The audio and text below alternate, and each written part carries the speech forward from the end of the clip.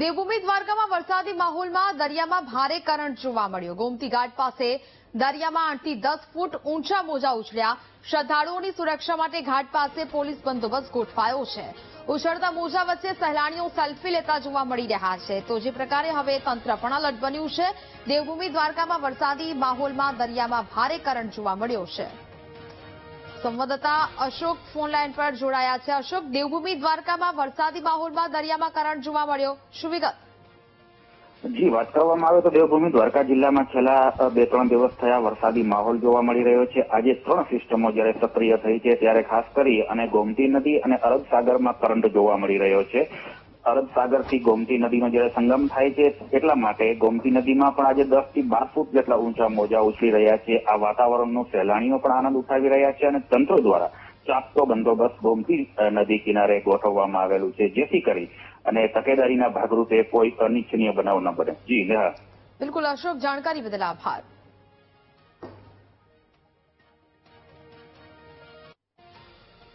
રાજ્યમાં સારો વરસાદ થતા ખેડૂતોએ વિવિધ પાકની વાવણી કરી। રાજ્યભરમાં 4,30,000 હેક્ટર વિસ્તારમાં ખરીફ વાવેતર થયું। ગત વર્ષે 4 લાખ હેક્ટર જમીનમાં વાવેતર થયું હતું। 17,59,000 હેક્ટર વિસ્તાર સાથે મગફળીનું 100% વાવેતર થયું। કપાસનું 17,10,000 હેક્ટર વિસ્તાર સાથે 67.50% વાવેતર થયું છે। ડાંગરનું 30,000 હેક્ટર વિસ્તારમાં માત્ર 3.43% વાવેતર થયું। બાજરીનું 52,000 હેક્ટર વિસ્તારમાં 28% વાવેતર થયું છે। મકાઈનું 80,000 હેક્ટર વિસ્તારમાં 28% વાવેતર નોંધાયું છે। બનાસકાંઠા અને વાવ થરાદ જિલ્લાના સરહદી વિસ્તારમાં જળબંબાકારની સ્થિતિ જોવા મળી। થરાદ તાલુકાના નાગલા ગામે ઘૂંટણસમા પાણી ભરાતા હાલાકી સર્જાઈ। દર વર્ષે ઘર અને ખેતરમાં પાણી ભરાતા સ્થાનિકોને પરેશાની થાય છે। ગામનો મુખ્ય રસ્તો બંધ થતા પશુપાલકો, વિદ્યાર્થીઓને મુશ્કેલી પડે છે।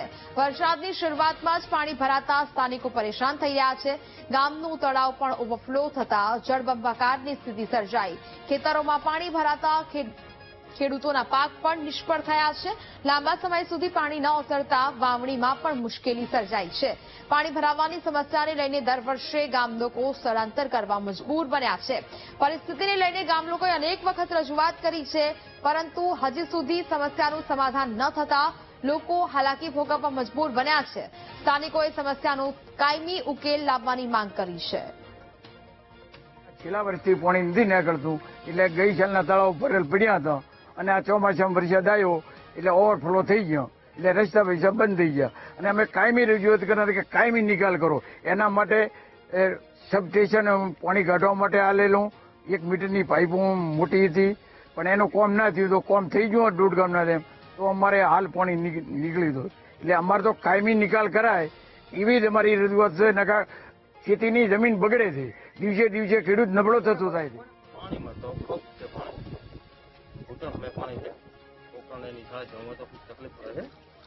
પાણીનો કોઈ પણ નિકાલ કરાવો। પાણી ક્યાંથી આવ્યું, કઈ રીતે? પાણીમાં તો એવું છે કે હજી માપના 2 વર્ષ છે તો એ ક્ષેત્રનું પાણી બધું આવે છે, પણ નિકાલ નથી કોઈ પાણી। માંગ સરકારતા છે હું પાછો કે મને રસ્તો વ્યવસ્થિત કરી આલો, ઊંચાણ વાળો થોડોક, તો છોકરાને ચાલવામાં સારો રહે। તકલીફ મેન સાહેબ પાણીની છે।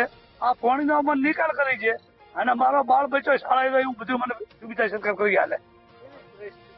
પરિસ્થિતિ આ તમે ભાડો પાણી ઉભા છો આર્યા લગભગ 20-25 વર્ષથી આર્યા છે, લગભગ 200 એકરમાં પડ્યું છે અત્યારે। આ ગણો કે ભીલિયા અથવા કાટલિયાનો રસ્તો છે મેન, ગોમેથી આવતો એટલે ભાભરથી હાઈવે 2 કિલોમીટર રસ્તાને અમારે હેરાનગતિ છે। વરસાદને લીધે 2015 અને 17ના પૂર પછી પાણી 3 થી 4 વાર નિકાલ પણ કર્યો, પણ કાયમી નિકાલ નથી થતો। એને લીધે ખેડૂતોની અત્યારે બંજર જમી થઈ ગઈ છે। નાગલાની હાલ 300 થી 400 એકર જમીન બંજર પડી છે અને અત્યારે હાલની પરિસ્થિતિમાં 400 એકરની અંદર પાણી પડ્યું છે। 3 ભાગોની અંદર પાણી ભરાય છે, એક પૂર્વ ભાગમાં, એક પશ્ચિમ ભાગ। પશ્ચિમની અંદર અને પૂર્વ ભાગની અંદર જે કેનાલનો પટ્ટો ખેવરાય મેઇન કેનાલ એની બાજુની અંદર પાણી ભરાય છે। ત્યાં પણ ખેડૂતોના લગભગ 200 એકરની અંદર છે અને 200 એકરની અંદર ગામની આજુબાજુ ભરાતું છે। તો આનો કાયમી પાણી નિકાલનું સોલ્યુશન લાવે સરકાર, એવી દરેક ગામની માંગ છે। દર સાલે સાહેબને કીધું પરબત સાહેબે ગાંઠમાંથી આપણી પાઇપલાઇન નખાવી, પણ આ સાલ મોટરો બંધ કરાવી નાખી છે। પાણી ચોમાસાનું અમારે ચોમાસાનું પાણી કેનાલમાં નાખવાનો તો પણ બંધ કરાવી દીધો. એની પરિસ્થિતિના હિસાબે મારે નાગલા ગામમાં અત્યારે દુઃખી છે. આખું ગામ અત્યારે આજુબાજુ લગભગ 200 હેક્ટર જમીન થી બંજર પડી છે. મારા પણ ખેતર ગામને અડી છે. મારે ખેતર મૂકીને આજે બીજામાં જવું પડ્યું છે. 2 માળના મકાન મૂકીને બીજા જવું પડ્યું છે. એથી દુઃખની લાગણી વધારે હોય નહીં. અત્યારે છોકરાને માલને ખવડાવવું છું. અમારે ચોમાસું આવે એટલે હાવ નિરાધારીને બેસવું પડે છે અમારે. તો સરકારને અમારી નમ્ર વિનંતી, તાત્કાલિક યુદ્ધના ધોરણે અમારા પાણીનો નિકાલ કરે અને કોઈ સરકાર ગામને વળતર આપે. અમને પાણીની ખૂબ જ તકલીફ છે. પાણીના કારણે અમારા કપડાં પલળી જાય છે, અમારા પુસ્તકો, ચોપડા બધું જ પલળી જાય છે. અમારે ભણવા જવામાં ખૂબ જ તકલીફ પડે છે. અને સરકાર પાસે અમારી માંગ છે કે અહીંયા પાણીનો નિકાલ કરે અને તેને રોડ બનાવે. મોરબીના એજાર અને રણમલપુર ગામના ખેડૂતો વચ્ચે વર્ષોથી પાણી નિકાલ મુદ્દે વિવાદ શરૂ છે. ત્યારે ફરી ચોમાસાની સિઝન આવતા પાણી નિકાલનો પ્રશ્ન ઉભો થયો છે, જેને લઈને બંને ગામના ખેડૂતો વચ્ચે બોલાચાલી થઈ હતી. વરસાદી પાણીના નિકાલ માટે રણમલપુરના ખેડૂતો એજાર ગામ આવીને પાડો તોડવાની માંગ કરી રહ્યા છે. તો બીજી તરફ એજાર ગામના ખેડૂતો કેનાલની સાફ સફાઈ કરવામાં આવે તો પાણી નિકાલ થવાની વાત કરી રહ્યા છે. કારણ કે પાડો તોડવામાં આવે તો ગામની 500 વીઘા જમીનમાં પાક ધોવાઈ જશે. રણમલપુરના લોકોએ પ્રાંત અધિકારીની રજૂઆત કરતા તાંગધ્રા પ્રાંત અધિકારીની ટીમ એજાર ગામે દોડી ગઈ હતી. ત્યારે બંને ગામના ખેડૂતો મોટી સંખ્યામાં ઉમટી પડ્યા હતા.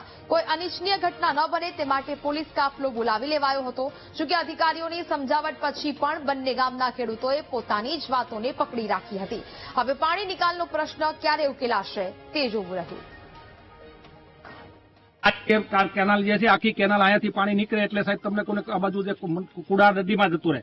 પણ આમાં પ્રશ્ન અત્યારે એવો થયો છે કે એ લોકોનો એવો સાહેબ આગ્રહ છે ને એવી સાહેબ હઠાગ્રહ છે કે ભાઈ અહીંયા કેનાલ તોડીને હવે અમારે આ જે જમણી બાજુ જે છે એ અમારા જે કોળી પટેલના નાના ખેડૂત છે જેને 4 કે 5 વીઘા જમીન છે અને અહીંયા સાહેબ એનો કોઈ નિકાલ પણ નથી કે કોઈ એવો રસ્તો પણ નથી. તેમ છતાં સાહેબ એ લોકોનો આગ્રહ રાખીને સાહેબ એમની જે લાગતા વળગતા સાહેબ પ્રેશર કરીને અવારનવાર સાહેબ હજી 4 દિવસ પહેલા સાહેબ મામલતદાર અહીંયા આવેલા. ત્યારે મામલતદાર સાહેબે જોયું અહીંથી લગભગ તમને કોઈ 300 મીટર એક એ લોકોએ ઇલીગલી નાલું બનાવી દીધું છે. નાલાની અત્યારે આ લોકો અવારનવાર અહીંયા આવી અને બંધપારો તોડવાની કોશિશ કરે છે. પણ આ જો બંધપારો તોડવામાં આવે તો અમારે કમસે કમ 1500 થી 2000 વીઘા જમીનમાં લાખો રૂપિયાની નુકસાની થાય. બીજા નંબરમાં આ જે બંધપારો તૂટે તો અમારે હાવ નાના ખેડૂત જે કે 2-5 વીઘાના ખેડૂત છે.